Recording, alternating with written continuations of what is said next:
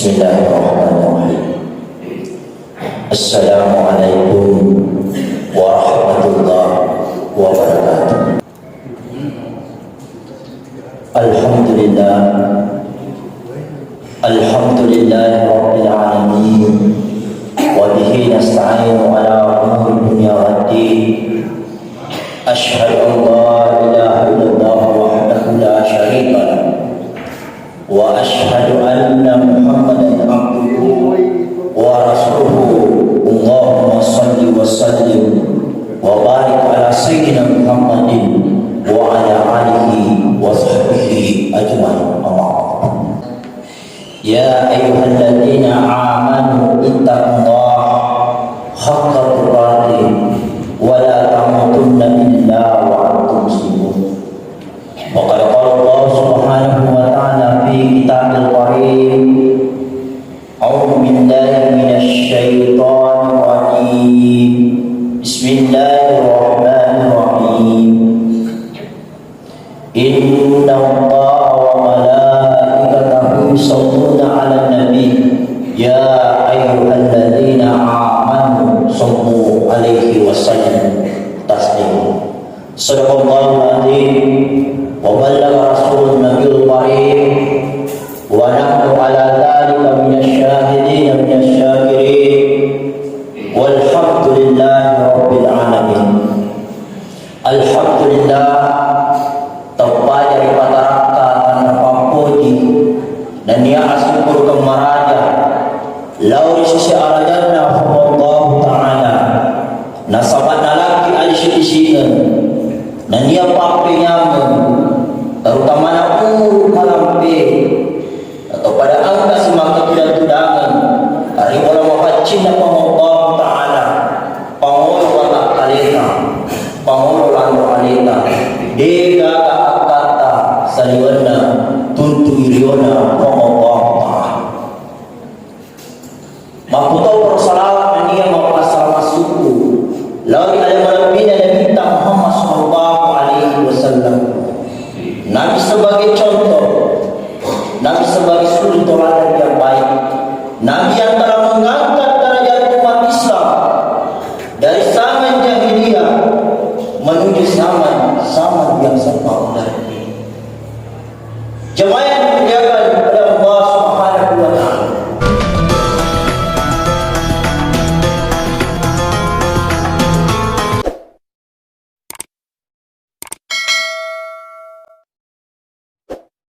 alhamdulillah, setelah kita berpuasa sebulan penuh di bulan suci Ramadan, akhirnya kita memasuki bulan Syawal. Bulan Syawal merupakan bulan yang sangat mulia. Salah satu kemuliaan di bulan Syawal, kita disunahkan senantiasa memperbanyak ibadah sunnah kita, terkhusus kepada puasa Syawal. Jemaah yang dimuliakan oleh Allah Subhanahu wa ta'ala, insyaallah pada kesempatan yang berbahagia ini izinkanlah saya sebagai hati menyampaikan ada 3 keutamaan memuliakan hari Jumat di bulan Syawal. Rasulullah sallallahu alaihi wasallam bersabda, "Inna yawmal jum'ati khairul ayyam wa a'zamuha illallah." Sesungguhnya hari Jumat itu pemimpin seluruh hari, maka muliakanlah hari Jumat itu dengan senantiasa memperbanyak salawat kepada Rasulullah sallallahu alaihi wasallam. Yang pertama, mengucapkan salawat kepada Rasulullah sallallahu alaihi wasallam. Di hari yang paling mulia ini, kita dianjurkan untuk senantiasa memperbanyak salawat kita kepada Rasulullah sallallahu alaihi wasallam.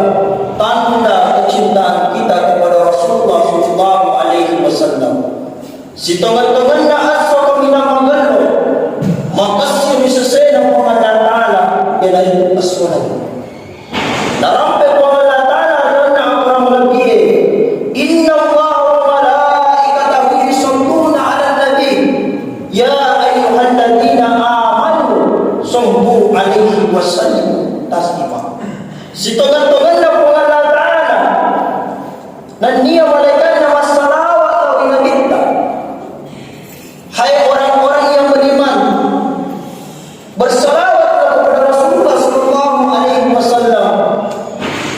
sebagai tanda penghormatan, sebagai tanda pahala di lautan kita. Maka dianjurkan di hari yang paling mulia ini kita disunnahkan untuk senantiasa memperbanyak salawat kita kepada Rasulullah sallallahu alaihi wasallam. Rasulullah sallallahu alaihi wasallam bersabda, "Man shalla alayya salatan wahidatan sallallahu alaihi asyara." Barang siapa yang bersalawat kepada Rasulullah sallallahu alaihi wasallam sekali saja, maka Allah Subhanahu wa taala bersalawat kepada kita 10 kali. Begitu indahnya salawat itu ketika kita ucapkan di hari kemuliaan kita ini, yaitu hari Jumat. Akan tetapi Rasulullah sallallahu alaihi wasallam pernah tunduk dan bersedih. Al-bakhil man yurdu indahu wa lam yusalli alaihi. Kata Rasulullah, di antara umatku yang paling fikir, kata Rasulullah sallallahu alaihi wasallam, ketika azan sudah dikumandangkan, disebut nama Rasulullah sallallahu alaihi wasallam, dan dia tidak bersalawat kepadanya. Kata Rasulullah, al-bakhil man yurdu indahu wa lam yusalli alaihi. Itulah umat yang paling tinggi.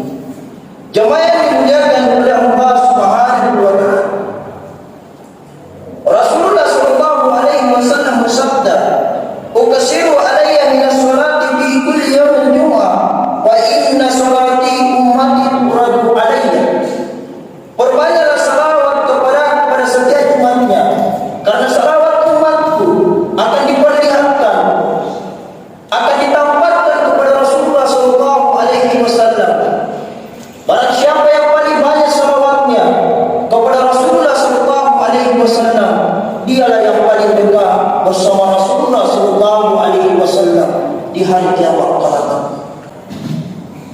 Kemudian yang kedua, di hari yang paling mulia ini kita dianjurkan untuk senantiasa memperbanyak doa dan berzikir kepada Allah Subhanahu wa taala. Ketika kita dulunya, ketika kita selesai melaksanakan sholat kewajiban, sholat sunnah, kita dulu sejenak bermunajat dan berzikir kepada Allah Subhanahu wa taala. Akan tetapi salah satu pergeseran di saat ini, ketika kita selesai melaksanakan sholat kewajiban, sholat sunnah, terkadang ketika kita sudah salam langsung meninggalkan tempat duduk kita, dan itulah yang terjadi pada saat ini. Jemaah yang dimuliakan oleh Allah Subhanahu wa taala, Allah Subhanahu wa taala menjelaskan di dalam Al-Qur'an, "Ya ayyuhalladzina amanu idza nudiya lis-sholati min yaumil jum'ah fas'au ila dzikrillah." Hai orang-orang yang beriman, apabila tiba seruan, apabila azan sudah dikumandangkan, maka bergegaslah untuk melaksanakan kewajiban dan tinggalkan segala aktivitas perbandingan kita. Kaum Nasrani, kaum Yahudi, merupakan hari kemuliaannya dia, hari Sabtu, hari Minggu, dia rela meninggalkan segala aktivitasnya demi merayakan yang namanya hari kemuliaannya dia. Kita sebagai umat Islam diberikan hari yang paling mulia di sisi Allah Subhanahu wa taala, yaitu hari Jumat. Terkadang saudara-saudara kita masih ada yang lebih mementingkan aktivitas dunianya daripada kewajiban. Jemaah yang dimuliakan oleh Allah Subhanahu wa taala, bukan itu saja. Sebagaimana Allah Subhanahu wa taala menjelaskan di dalam Al-Qur'an, "Ya ayyuhalladzina amanu dzkurullaha dzikran katsira wa sabbihu bukratan wa asila." Hai orang-orang yang beriman, berzikirlah di waktu pagi dan petang. Maka dianjurkanlah kita untuk senantiasa memperbanyak zikir kita, memperbanyak mengingat kepada Allah Subhanahu wa taala. Kemudian yang ketiga, di hari yang paling mulia ini kita dianjurkan untuk senantiasa memperbanyak membaca Al-Quran.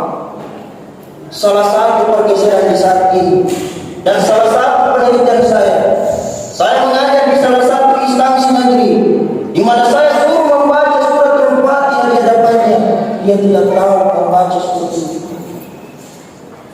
Di mana kepada kita sebagai orang tua membimbing anak-anak kita untuk senantiasa mencintai Al-Quran. Maka dari itu, marilah kita membudayakan terutama anak-anak kita untuk senantiasa mengisi waktu kosong kita untuk sejenak membaca Al-Quran. Jamaah yang dimuliakan oleh Allah Subhanahu wa taala.